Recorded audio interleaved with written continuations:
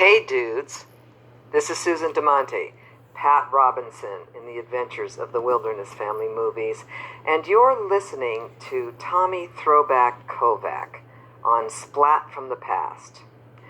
Listen all the way to the end because, well, since I'm Italian, Tommy wants to know if my toes smell like sweet grapes of wine. Well, it's none of his business. Enjoy. Hey dudes, welcome to Splat from the Past, the only 80s themed horror and sci-fi show where things can get totally radical. Now today I will be welcoming a very artistic lady by the name of Nettie Pena. She is a photographer and painter, and she also directed a classic underrated slasher Thanksgiving movie in 1981 called Home Sweet Home. And it's a great movie. Go on YouTube if you hadn't seen it. I'm having her on the show today to talk about that movie and her art career and her photography. And she knew Jim Morrison too. And so I'm going to find out about all that stuff, and it's going to be great. Just before Thanksgiving hits. So, here is my interview with Nettie Pena.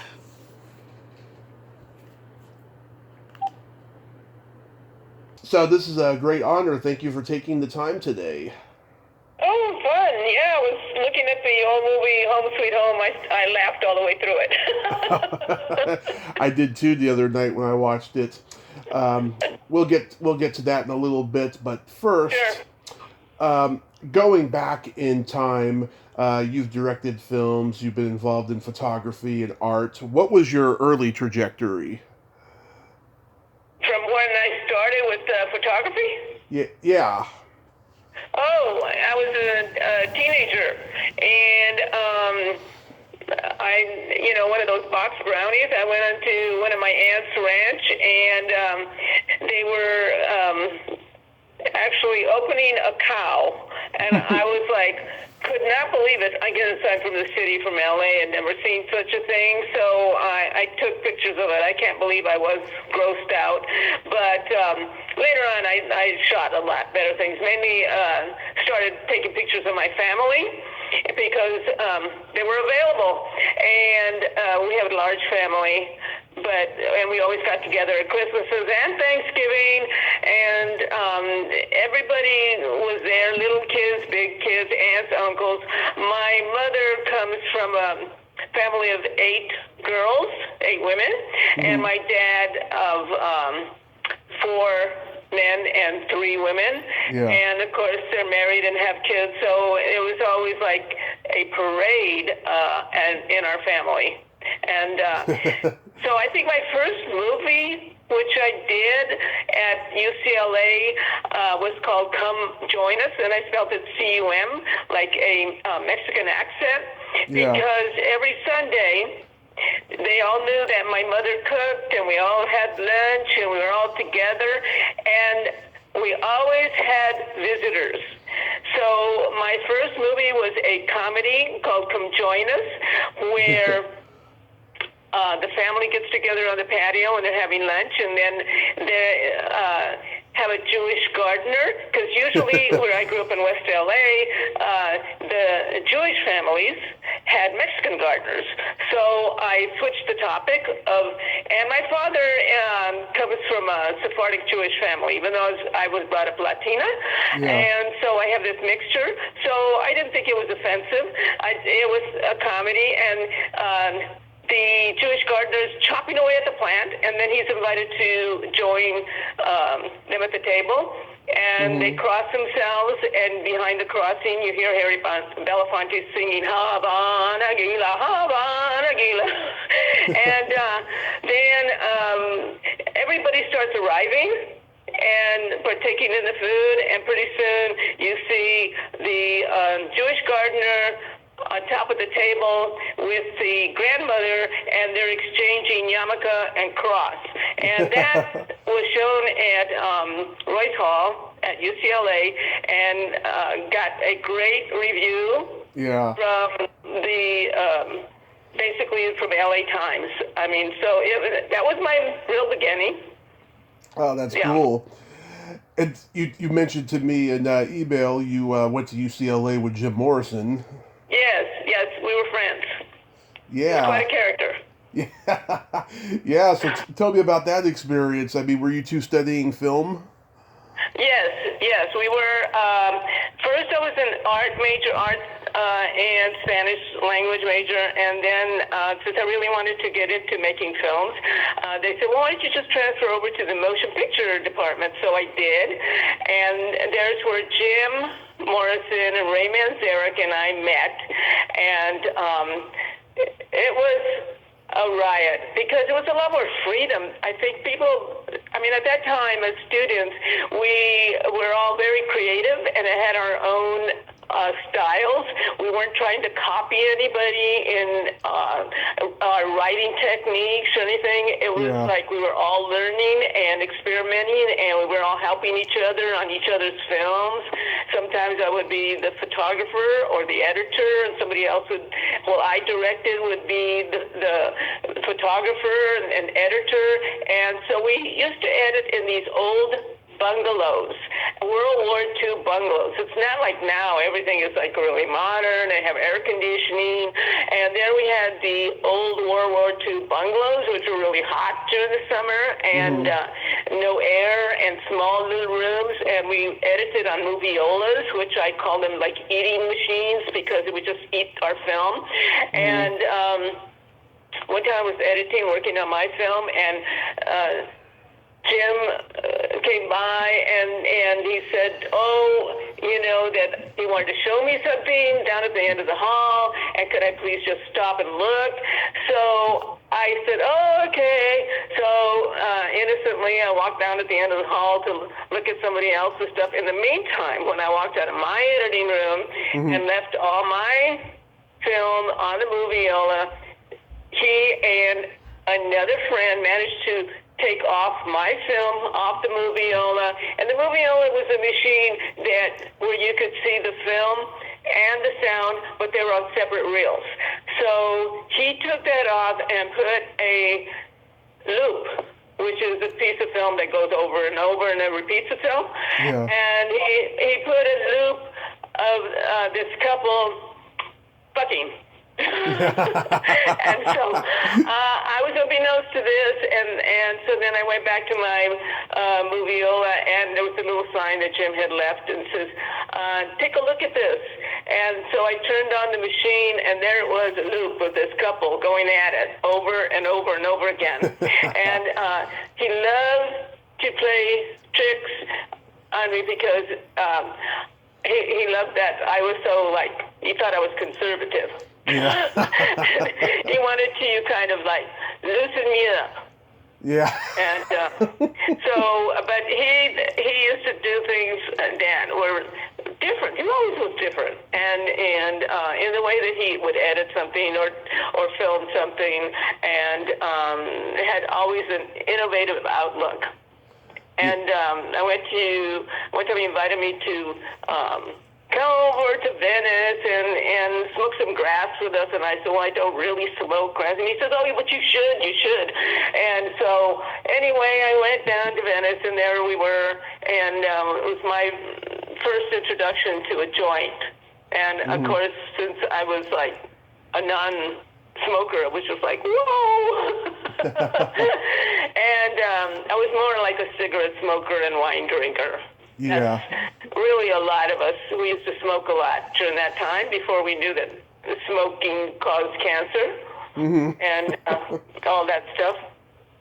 But anyway, I was really known more as a camera person, still photographer. Yeah. At the time. Yeah, one of my favorite stories I ever heard.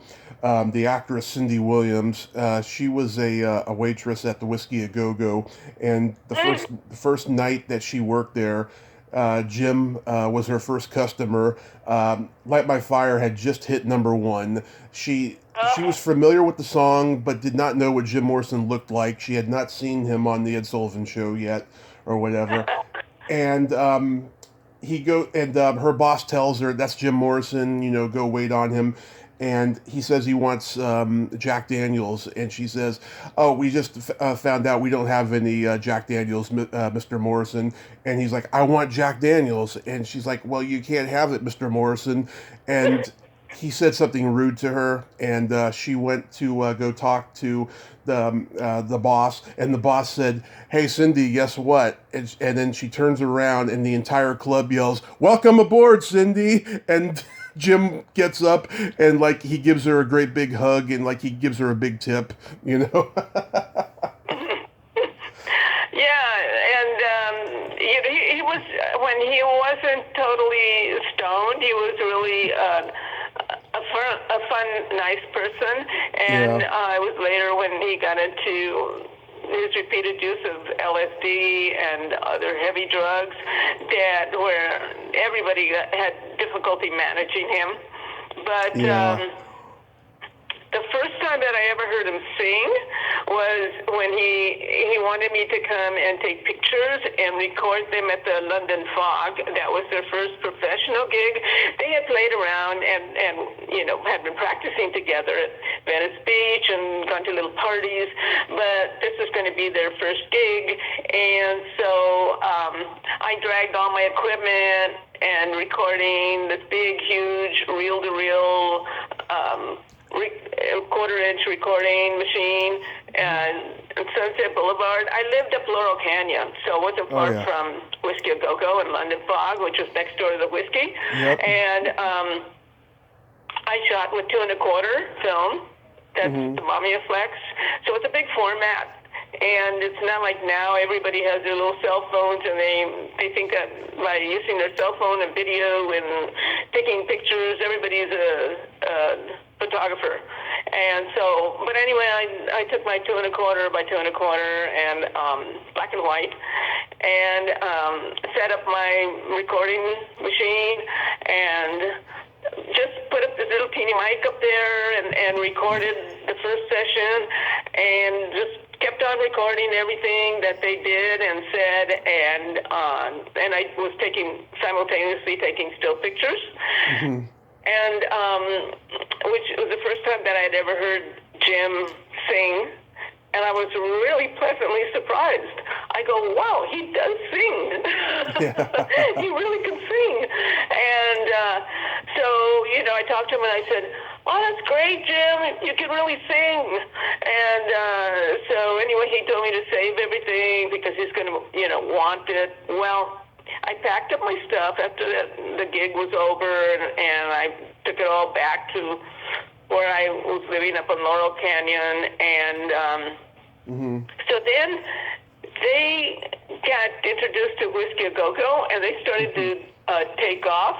And I still had all of the film and recordings, and I became a Buddhist and I traveled to Japan. So we went in opposite directions. But I knew that what I had recorded and shot was really important. So I always took care of it in a little box, carried it around with me wherever I went, and protected it to make sure nothing would happen. And it wasn't until years later, after I moved to Palm Springs, okay, this is really years later, but even though Raymond said, somehow Ray and I always have crossed paths somehow through the years. And every time he would see me, he says, do you still have all that footage? And I go, oh, yeah. And then we wouldn't do anything, then we'd go on, and I go one direction, he'd go on. And then later on, while I was in Palm Springs, their archivist got a hold of me and said, they really would like that for like the 50th anniversary. Can you show it to Ray? And I said, sure. So Ray and I met up right in Ojai. His son and grandchildren lived there. And so I showed him and had him listen to the recording and see the pictures that I had on my computer. I put them on my computer. And he just absolutely loved it. He says, oh, you have to see our manager. We need this footage. We need this stuff. It'd be great. And so that's what happened. I met up with the Doors management in Hollywood, and it took us a year to agree on terms. And then, of course, the box set, which they did a phenomenal job, I think, with Rhino Records, putting out the London Fog. It's called the London Fog box set, and it's really beautiful. They have all the pictures and recordings and everything in there. So it was good because Ray and I had remained in touch throughout all the years, but I really appreciate what they did with it, because they could have just done some schmucky little thing and put it on a DVD, but they didn't. They went all out in the production value. So I really appreciated that. Oh, that is awesome. Did you think the Doors movie was pretty accurate? Which one? Oliver Stone. No. Well, Oliver Stone has a tendency to be sensational. Yeah. And so then they did the documentary, and the last one that they put all that money in, and that was kind of like off, and I don't know that any of the Doors have ever appreciated any of those films that were done on them. Yeah, I don't think so either. Everyone just talks about the decadence of their lifestyle during that time, and not really in depth. And you got to know that what Ray did, and how after a while, they other than Jim, they all cleaned up their act as far as stopping taking drugs and LSD and all that, because they knew it was harmful. I just interviewed John Densmore's wife. She's an actress, and we talked a little bit about the Doors and stuff. That first album is just a masterpiece. I love that album. It is Los Angeles in 1966 in a nutshell. Yeah. I love the music. I mean, it's just like, I'm a fan, besides having known them and friends and all that stuff. I played around the house, and I really like Jim's voice. I don't think, how many people have done Baby Won't You Light My Fire? And it's just not the same. Yeah, it's just not the same. The way Jim sings it, and Robbie plays, and Ray Manzarek with da-da-da-da-da. His style. Yeah. He had a very unique style. Exactly, yes. So you were a producer and editor on Dracula Sucks. Well, I wasn't really a producer. They gave me that title, and the deal how that worked was that I had an editing studio, okay, because everybody knew that I could edit 16, 35, whatever, because, I've been an editor in the studios at Paramount and at NBC, and so I learned a lot there, and so I opened up my own editing studio, and my friend, John Glasscock, which was a sound man, and he did Shogun and all this stuff. So this X-rated film was going to be done, so John recommended that I be the editor on it.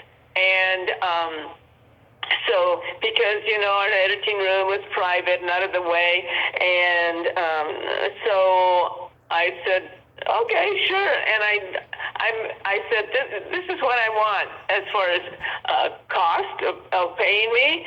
And they said, okay, to what they were going to pay me. So I said, well, it's a good way to make some money. And it's funny because I had never really seen an X-rated movie, much less edit one. Yeah. And John you kind of did. It was like the biggest, I mean, literally biggest, porn star at the time. And it was just like, wow. And so anyway, they got some really good technicians as photographers and the way they shot it. And so I would see the dailies, and they were out in the desert, so they'd call me to find out if everything was okay, and I'd have to tell them because I'd see the raw footage, and I'd have to correct. And they said, well, you got to reshoot this scene because this didn't come off just right. So it was so funny when everybody found out that I was editing. Everybody wanted to come over to my studio. Really? Everybody, and all of a sudden I had all these friends, and I go like, "No, you guys, you can't be over here. This is serious. I'm a serious editor." And of course, my husband loved it. He just thought, "Hey, what did you get in today?" Yeah. And but they were just an interesting bunch.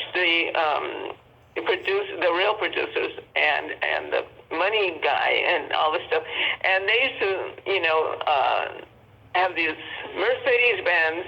Mm-hmm. And it was, my studio was kind of in a Latino black neighborhood. Yeah. And I was cool, I was fenced in, nobody bothered me, and I knew the neighbors. But they'd drive in with their black Mercedes and get out with their attaché cases, and I go, "You know what, you guys, you cannot do that anymore. They're going to come in and try to pick off my studio. You're setting me up like you look like drug dealers."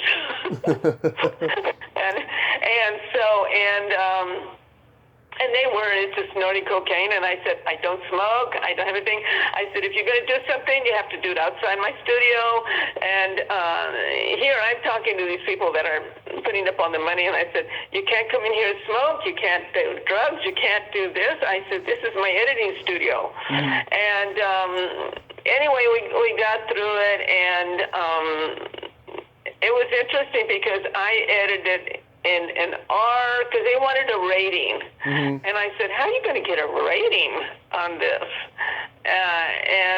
Because the movie industry is really set up that in a porn, you can't really show erections, you can't show cum shots, because that's considered XXX, and it's only shown somewhere. And they wanted to be legit.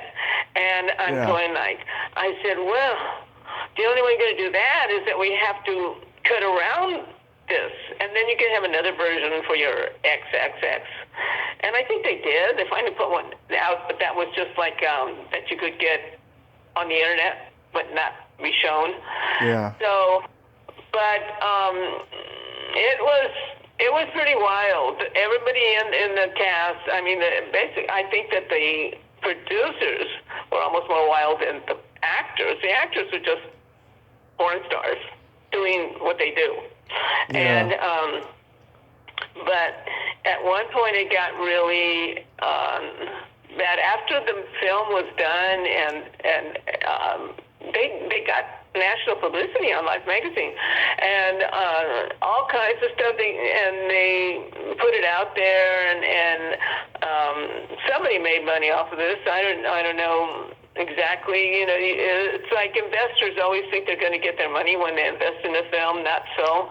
Yeah. It's like you got to know that if you invest in the film, you're never going to see the money again.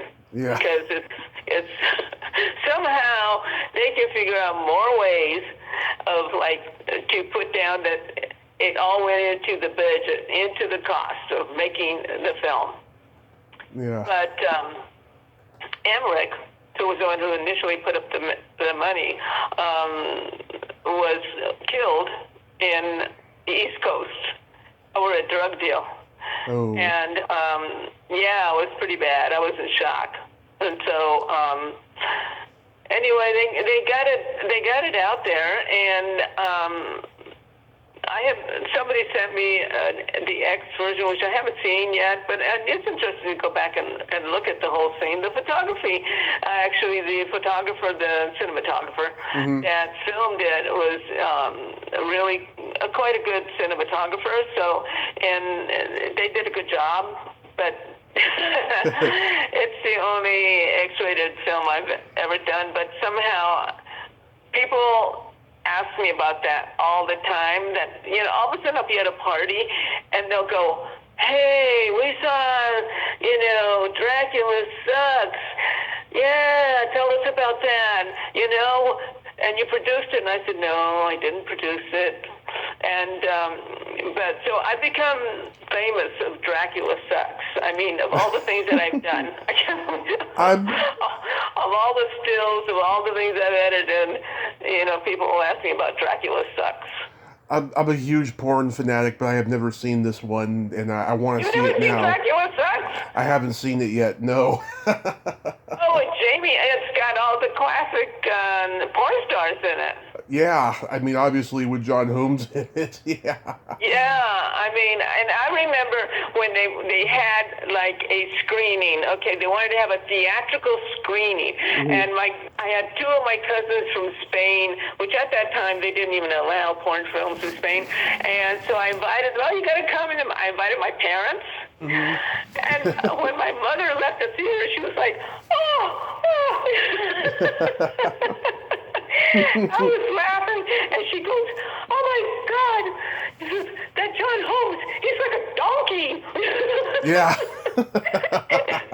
It was just, and everybody was laughing, and my cousins from Spain loved it. They were going like, "Oh man, that's great," you know. So anyway, it was pretty interesting. It's a great experience, and now and then I want to keep having, but anyway, that's part of my life in history and in film. I think everybody's got to participate in some risque thing. Yeah, you got to see John Holmes work his schlong. Oh my God. Oh my God, yes. And you know the Boogie Nights that they made? Yes. With Burt Reynolds, Boogie Nights? Yeah. Do you remember? Yeah. It was very accurate. The scene that happened, because a lot of that stuff I felt that was what happened. Really, what happened in our movie. I mean, outside of our movie, it was just like that. I really thought that movie was so accurate. I talked to Howard Zyme, who made Flesh Gordon. He told me Boogie Nights is pretty accurate. Yeah. Yes. So how does Home Sweet Home come to you? Okay. Home Sweet Home was, I had met Rick Whitfield, who was the executive producer on this, and again, I had my editing studio, and I'm trying to figure out, I think, did Dracula Sucks, that came before, I think Dracula Sucks came before Home Sweet Home. 79, Yeah, so I've done a lot of films, so I get the dates kind of, confused. I have to look at it and go, when do we do that? And so, again, is that through John Glasscock, he had a sound a studio in which he could transfer the soundtracks, to quarter-inch to 16 millimeter, 35 millimeter for editing. Right. And so he was involved in doing that. So then Rick knew that I wanted to direct a non-documentary or a feature. And so he was putting together like a series of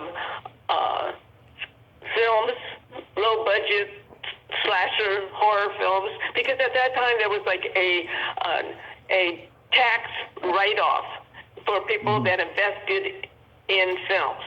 So they put together, I think, 4 of these low-budget films that they got through Sandy Cobb, which was like the distributor, and he knew a lot of doctors and lawyers and people that wanted a tax write-off, and that I don't know what they promised them, that, if they put in $30,000, they would get their money back and get a tax write-off and also make some money. Well, they might have gotten a tax write-off. I don't think they ever got their money back. But so all of these films were like, they would get people that wanted to be writers or photographers or actors and wanted to be in a movie. And he had contacts to casting director, and because I wasn't involved, I would get to say, yes, I want that actor. No, I don't want that actor. But I was not the casting director. They had a person that was involved and knew how to get all these actors. And so, and Rick had somehow a contact to Jake that was at Universal. At that time, he was the Hulk at Universal. And he was really big. And so there was Jake. And then, so my contact was with Vanessa, because Susan Shaw and I were friends. Yep. And so I said, would you allow your daughter to be in the movie? You know, not too many lines. And I think she was like 4. Vanessa she was so cute.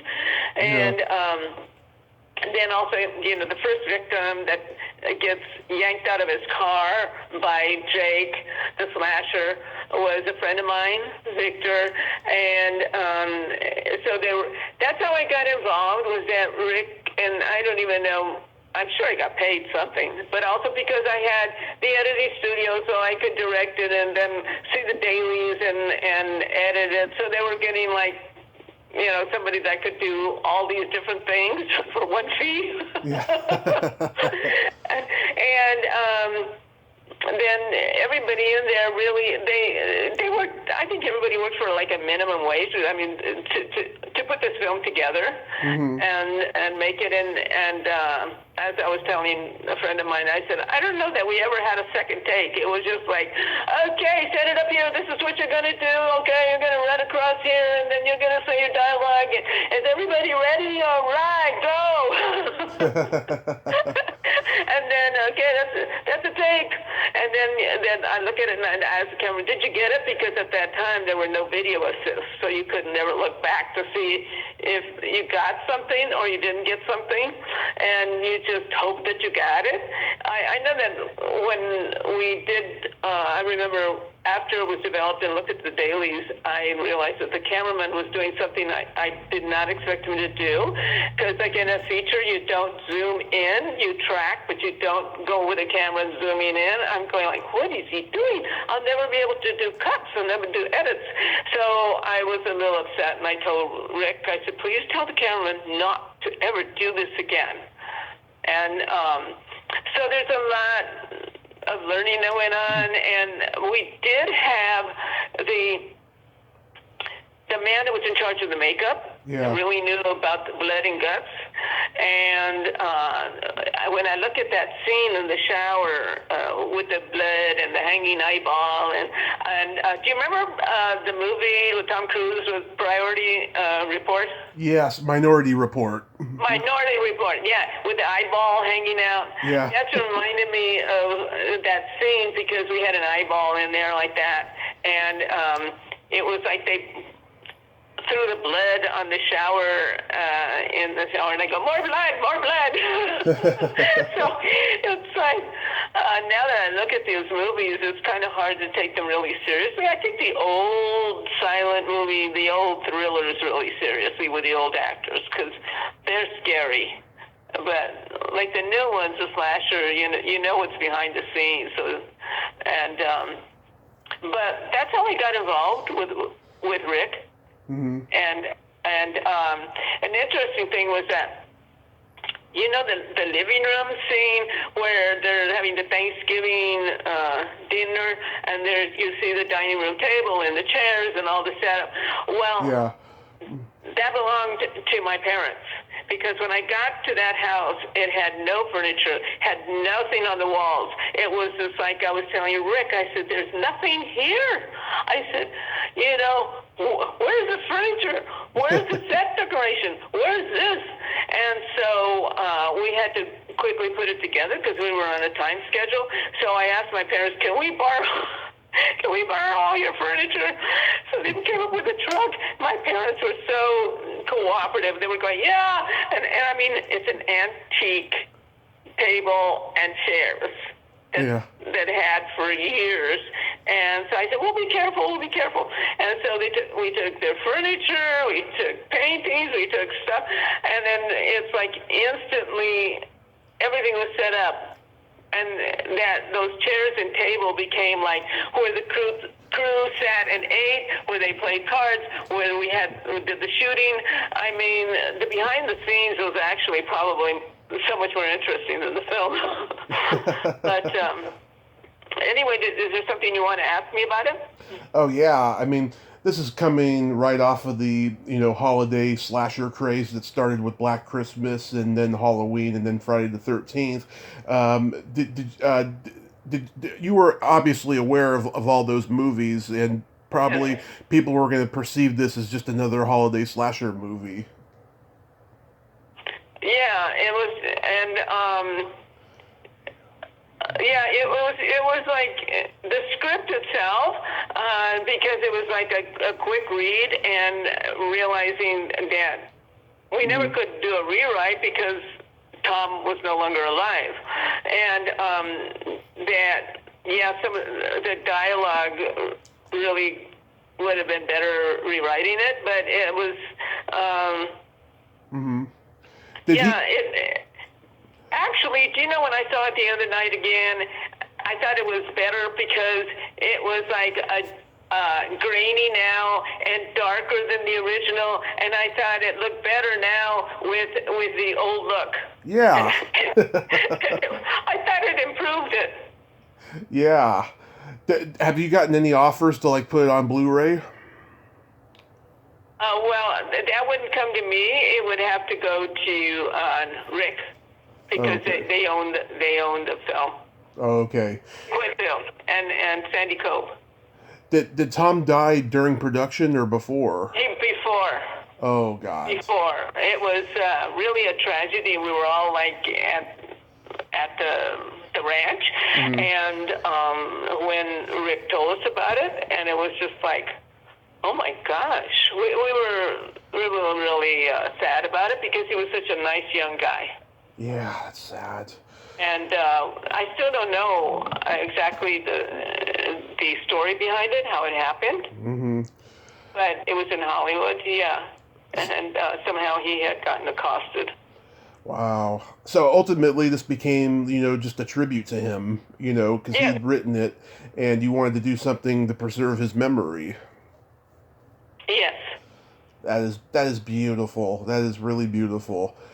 Yeah, Jake is so good in this movie. I mean, you pretty much started his career with this movie, and throughout the whole movie, his laugh gets creepier and creepier. It's almost it almost becomes like helium, like. And he just looks so greasy and bad, Yeah. And in different ways we had of killing the people. And poor Maria, that was like the scene that I directed, and I said, okay, you're going to drag her out of the shower, and then, from the bathroom, and you're going to take her into the woods that nobody sees, and I demonstrated to him, to Jake, how to grab her, and then he picks me up and practically carries me. I said, okay, Jake, you got it. You can put me down now. It's even thinner than I am now. I'm 5'4", but I was very thin then. And I'm not exactly heavy now. I weigh 120 pounds. But I was even thinner. Yeah. And this lightweight, and he thought it was funny. He always liked to do stuff like that, and it was like, and we'd go to, my husband and I would go to meet him for lunch, and he just thought this was great at that time. I don't think he liked the way it came out or the way he looked. I don't know what he expected to look like, Gregory Peck or something. But I mean, this is the way Jake looked at that time. Yeah. I love in the first 30 seconds, he kills that guy on the highway, and then when he's driving, he splatters that old lady. That was brilliant. Yeah, we had to figure a way how to do all this stuff and how to stick the needle into his tongue and to make it look real, and what do we do with this lady crossing the street, So it's like you shoot things one part of it at a time, and she was game though. I mean, she was good to do all this stuff. Yeah. My favorite line, I forget which one of the girls says it. She says, "Maybe I could slip him some arsenic in his soup." Yeah, the mistake. Yeah. Right. Yeah. And he was a talented little guy. And then I looked him up, and he's doing magic shows. Oh, nice. Yeah. It was interesting. De Palma. Yeah. And he was a funny guy. He got along really well with Little Angel, Vanessa. Yeah. And they all did. And it's interesting that the actor that played Scott, the young guy with the blonde hair. Mm-hmm. And and I read that he is married to. He has a husband, and I didn't know he was gay at the time. Mm-hmm. And but that he's acting. And it's surprising to me, not that he's gay. It's surprising to me that he's still acting. he was. It was like, his lines was really stiff, but they weren't exactly great dialogue to begin with. But his delivery. And again, like I said, we didn't have time to say, okay, let's try this or try that. It was just like, shoot it. It's night. We have to get all this stuff by a certain date, and it's hard when you're doing something on like no budget because you're renting the cameras, and everybody there is on a time, and everything is like rental. We have to return the cameras by this time. We have to return this. We have to do that. So there's a lot of pressure just to shoot it, and hopefully that somebody remembers their line. Yeah. And I kind of like when I saw it again the other night. I was laughing. I have to tell you, I was laughing at certain scenes, and it's kind of campy. I mean, it's funny. I mean, some scenes are funny. It is. It's pretty good. How many days and nights did it take to film?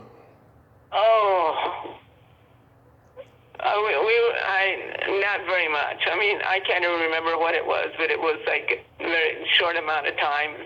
Like I said, it was like we cut certain things where that happened in the patio and would break it down so that anything that happened in the patio, we get it all shot. Anything that happened in the living room, we get it all shot.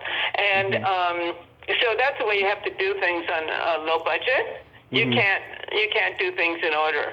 You can't shoot in order of the script. You have to shoot it economically, so that anything in a particular area just gets filmed. Mm-hmm. Aside from Susan and Vanessa, are you in touch with anybody from the movie else? No, Victor passed away, and no, I was looking up everybody to see what they were doing, and some of the girls, they didn't pursue their acting. So it was interesting to see what Jake. I realized Jake, but a long time ago. Yeah. It was interesting to read that he's got 4 kids, and my husband and I divorced, but we're still really good friends. And I told him we're going to do the podcast, and so he enjoyed that. Of course, he's always liked everything I've done. That's wonderful. We're good friends. But I'm trying to think, other than Susan and Vanessa, no. And Vanessa, I saw her. Last time I saw her was about a year or two ago, and so she was telling everybody that I was her first director. And I said, yeah, she was 4 years old.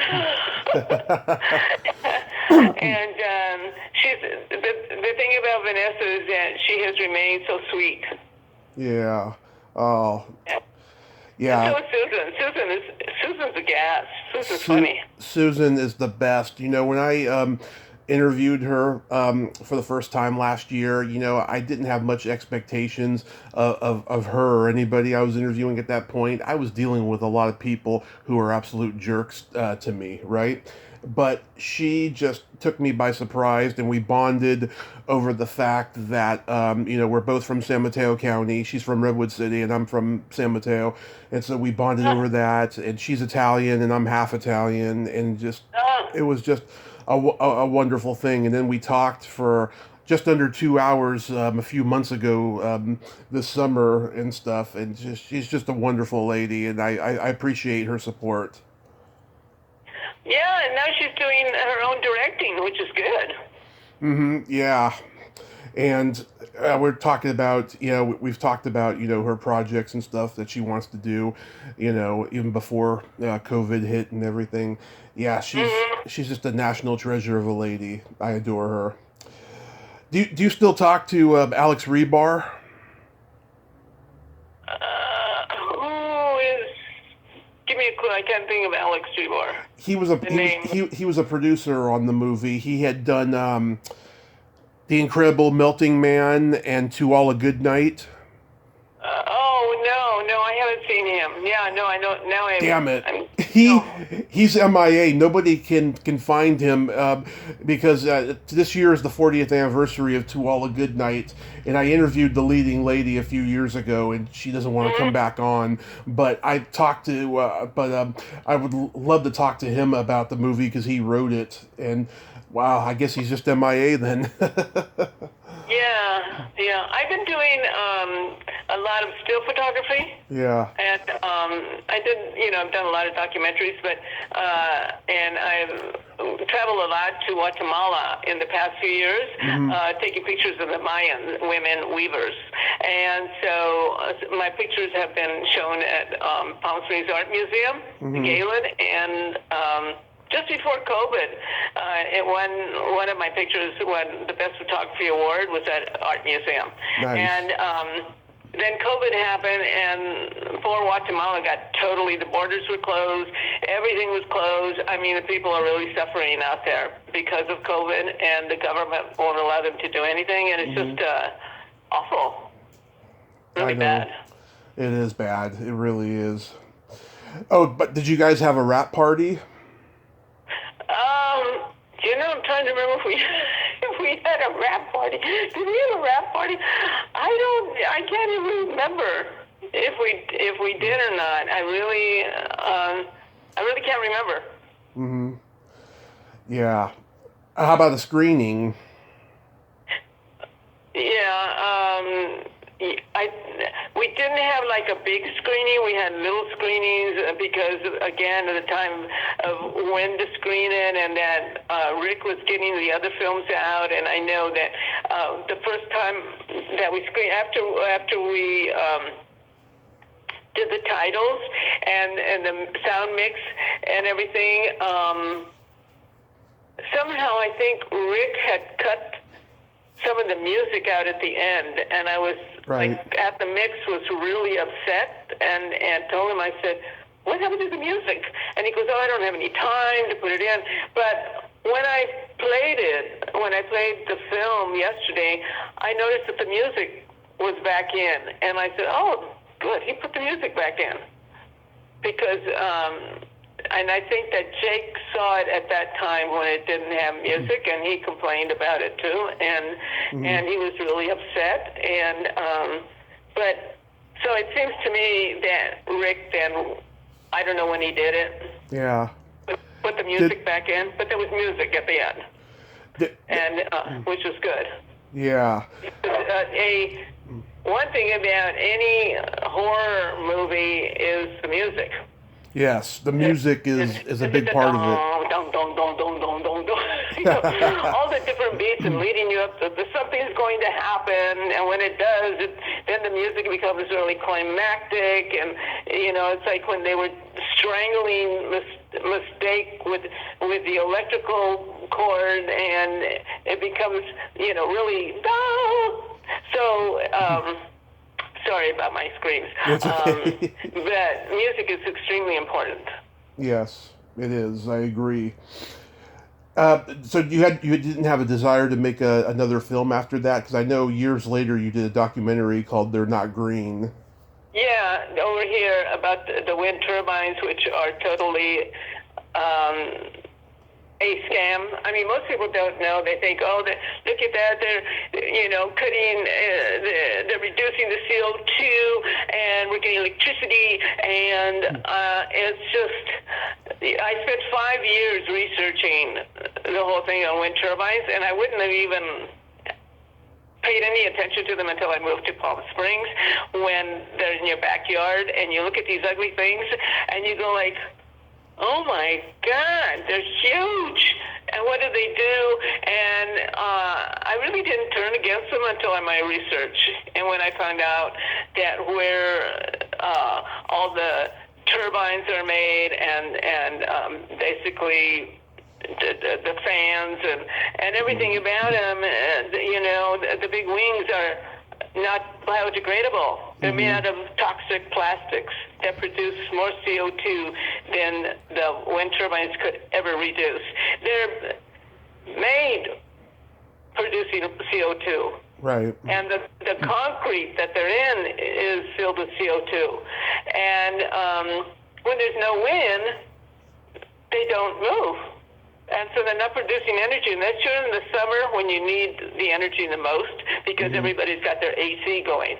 Right. And so when it's really super hot here and there's no wind, the wind turbines are not turning. And so where does the energy come from to produce our AC? So it's natural gas. Right. And it to be some with, the nuclear and biodegradables, and there's all kinds of different ways.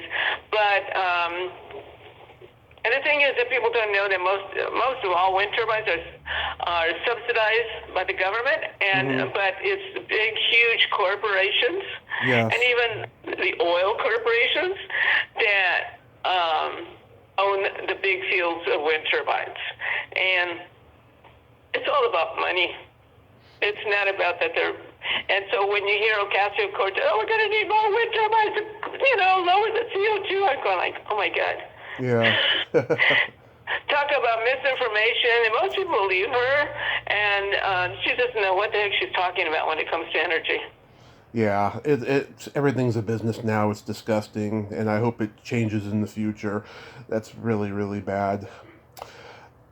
So do you have an art gallery? No, I don't. Oh. And what happened was that there were a couple galleries that are interested in my work, but then COVID happened, and all galleries, all museums here in Palm Springs closed. Yeah. And very few are opening up, but if they do, it's for a weekend. And so the gallery that produced the magazine, Art Highlights, I think I sent that to you? I think so, yeah. Art Highlights, and so they produced this magazine that's so beautiful with all the different articles that they did, besides doing one on me and what I do and the doors and all the documentaries I made.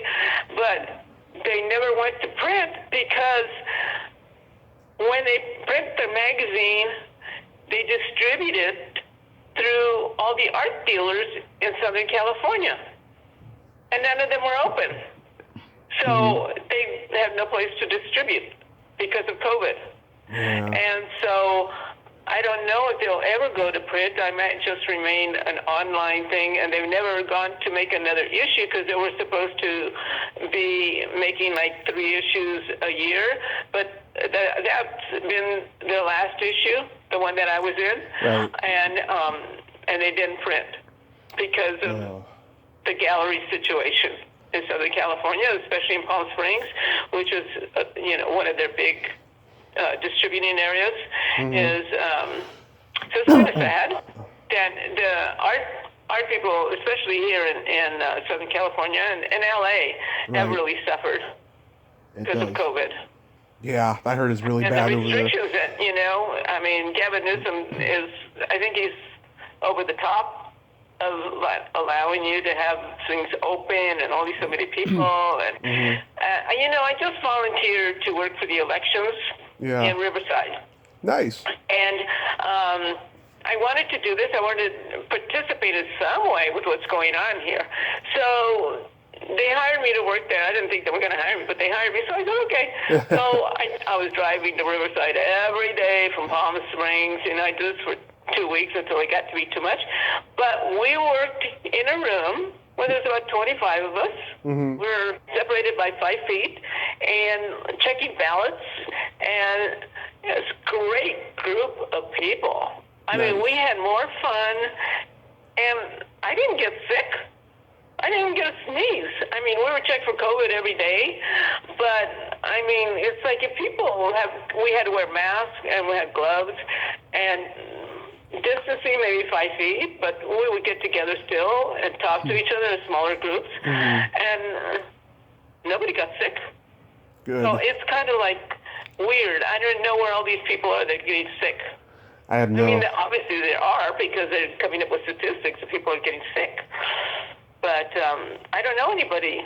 None of my friends I know I have a couple have friends. had COVID or have COVID. I have a few friends who did, but they recovered. It's a miracle that they did too, because they were older, like in their 60s. Mm. But yeah, I hope to God that this is all over soon, because just everything's getting weird. Everything. Yeah, we got to get the vaccine out there as soon as possible to everybody. Absolutely.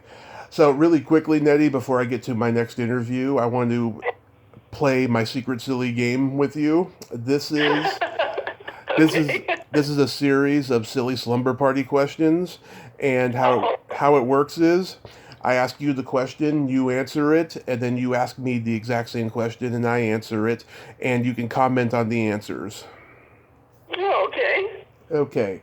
Nettie, are you ticklish? Yes. Are you ticklish? Yes, very ticklish. What my feet? I'm not supposed to say that. I'm sorry, what? I said where? Oh, my feet. Oh, okay. What's your favorite part of the body? Of my body or somebody else's body? It could be anything.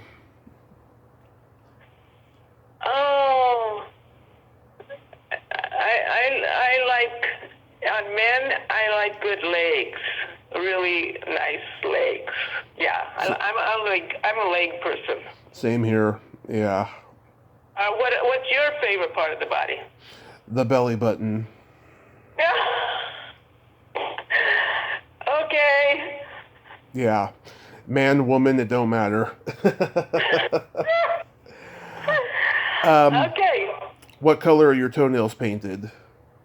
I don't paint my toenails. I like to keep them clean, so that I know that they never get a fungus. I clean them all the time. It's very important. So, do you paint your toenails? Yes. Right now they're not painted, though. I haven't painted them in over a year now. Why do you paint your toenails? I started doing that when I was 13. I guess it was just my way of being one of the girls, because I've been hanging out with girls my whole life.